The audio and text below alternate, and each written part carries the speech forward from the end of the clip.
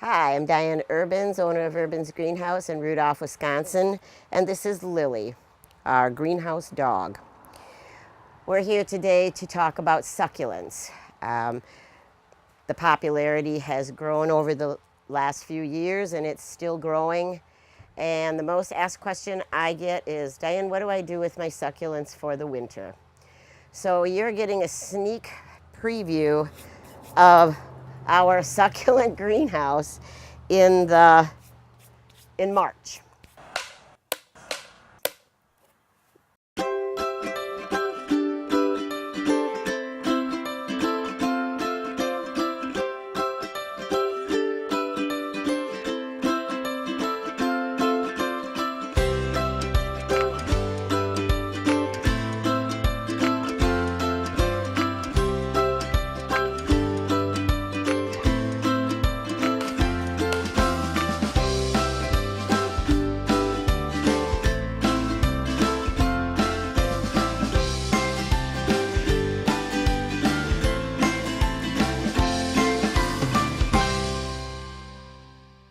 We are a working greenhouse. We plant our own plants, and so it's messy. There are buckets everywhere for debris. There's bags of potting soil. There's containers in boxes. There's containers on the floor. There's all the things that we have brought in from the fall. There's buckets of moss, dog beds, potting benches. There's a big dunk tank down there that we need for our bigger items. So it's a messy place. And to talk about succulents for winter, we really need to go back to fall. In the fall of the year, we start bringing everything in, and there's Jessie. Go. There. Anyway. Bye, Lily. But Lily's going to the cabin. In the fall of the year, about middle of October to the end of October, weather pending, sometimes we get a very nice late fall, we will bring all of our hens and chicks and sedums, which are our succulents, our perennial succulents, into the greenhouse. We don't heat the greenhouse for the winter, so they just come in here. And anything that a container, a display that has an annual succulent in, we have to take out, repot, and put in the house for the winter. They won't make it through our Wisconsin winters in the greenhouse. And that being said, when you bring in your annual succulents, give them a nice sunny window. We don't get a lot of sun in our Wisconsin winters, and they don't actively grow. So there's not a lot of care to them. And what you don't want to do is overwater them. Good rule of thumb is once a month. It's not a precise thing depending on how much sun they do get, but you have to remember that annual succulents like these, they store water in their leaves. So they're like a cactus. Even though that soil may look dry, they don't need water. So once a month is good for your annuals. When we have all of our perennial succulents in the greenhouse and all of our containers that we're bringing in for the winter, we water them really well, and we shut the door, and we don't look at them until the third week in February. Now, that being said, when you have something like hens and chicks in a small miniature garden and you want to bring that indoors, that's fine. They can go indoors for the winter. But if you have a big container like a Birdbath, they're too big to really bring indoors. So you want to put them in an unheated garage or an unheated garden shed, just like we're going to bring them in an unheated greenhouse. You want to water them well and then don't look at them anymore. They will go dormant. They will look like they're shriveling up. They will freeze, but that's okay. They're perennials. They're supposed to do that. In February, when we start up in the greenhouse, it's the third week in February, and the first thing we do is we turn on the furnace. We want to thaw everything out. It doesn't really take that long to thaw things out. a few hours, a half a day, and then we're going to water really well. We water everything, the displays, the individual pots. That's why we have a big soaking pot down there for the bigger items. They can't get enough water from the hose to hydrate, so we literally dunk them right in a big tank. And you don't want to take them out until there's no bubbles coming out anymore. We've even left them in the tank overnight. It doesn't hurt them at all. After about a week or so, they start to grow. These are all our hens and chicks and sedums in the smaller pots. And we have larger ones down there. Every one of them needs to be cleaned up and freshened up and new soil added. And how we do that is we take all of these, and I left some with all their bad leaves. So you want to take all these bad leaves off. You can either use your fingernail or you can use the trusty tweezers that we use. It's a tedious job, but it has to be done. You take this out of the pot and you take all these leaves that are old dead leaves out of there. Take it out, put new dirt on. Take this apart. That's where your buckets come in handy.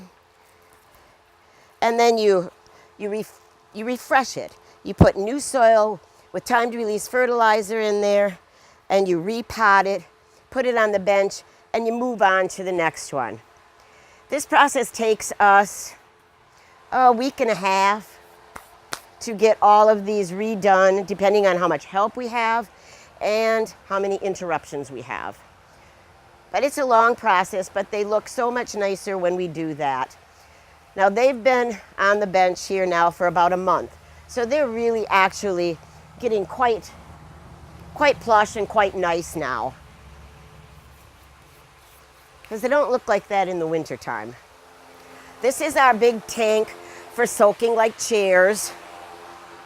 Anything that has moss in it, mostly the things that have moss in it. We just got a shipment of turtles. So we're gonna be soaking the turtles.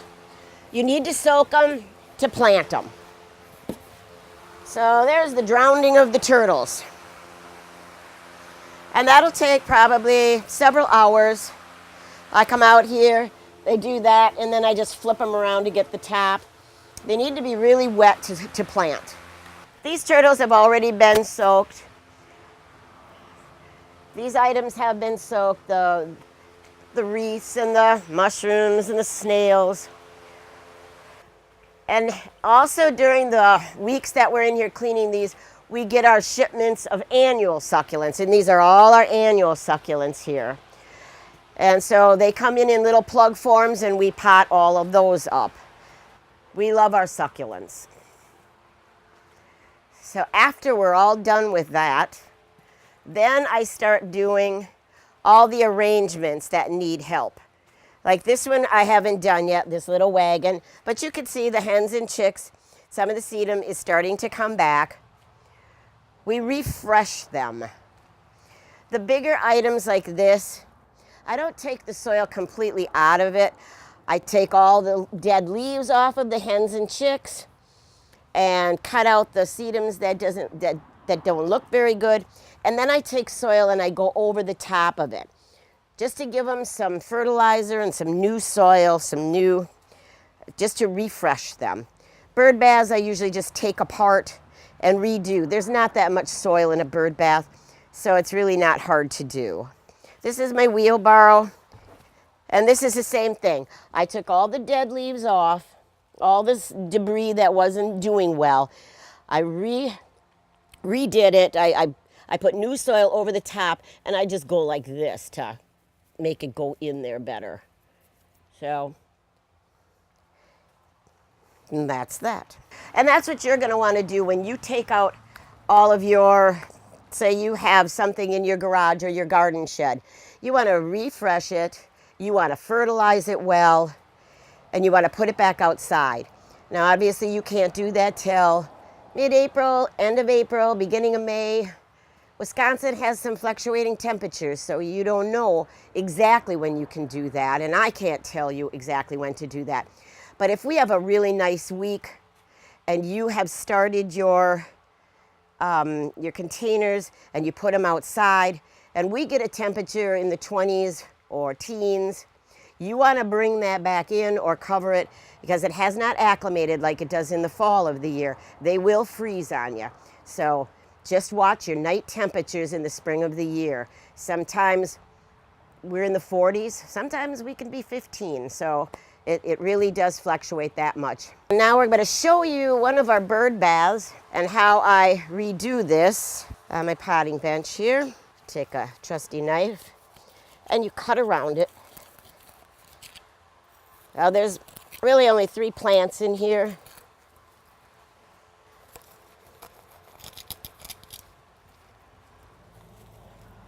So you take them out, get rid of all your old soil. They're pretty shallow. And then you add your new.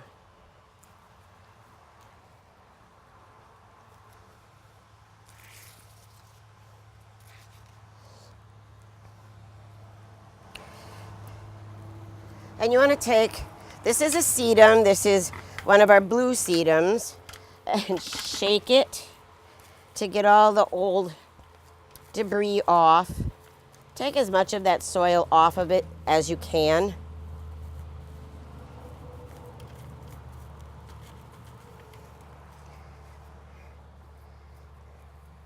Place it back in there. This is a variegated sedum, which is one of my favorites.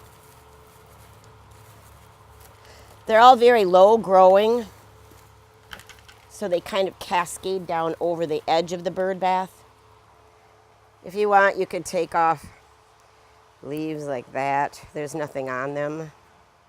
Stick that back in there. That's what I mean by just putting it over the top of it. It's going to grow right through that soil. Now the hens and chicks are a little bit pickier. That's when you need your tweezers. You want to take all the undesirable looking leaves, the dried up, and they all get them.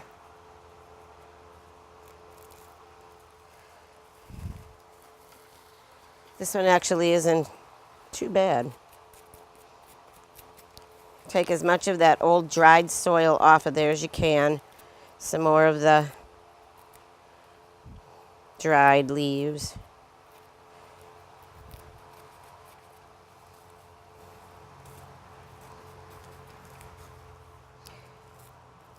You don't have to get too picky because as these grow, you don't see that the dead leaves anymore. So then you want to stick that back in here.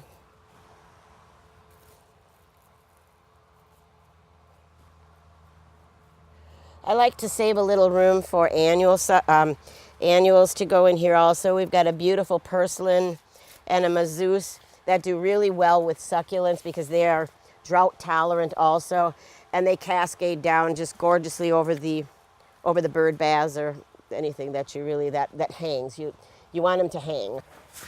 Shutters are a little more putzier,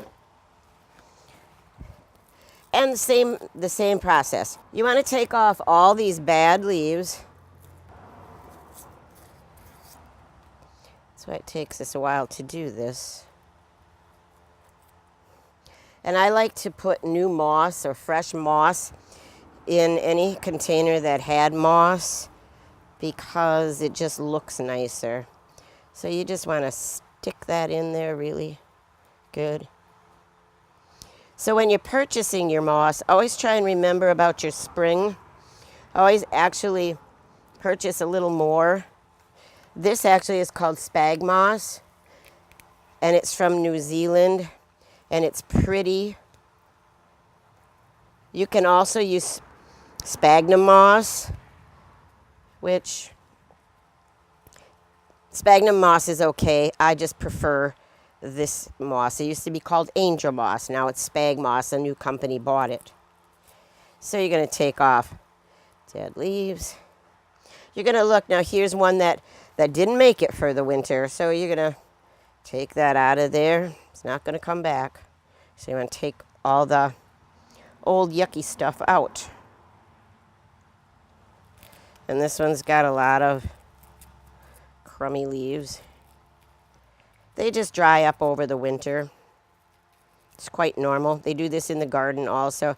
It's kind of like when you're cleaning your perennial beds in the spring of the year and you're raking all the dead debris that came off of your perennials.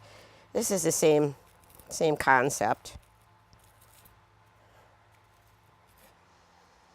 And I just think it looks a whole lot nicer when you add new moss.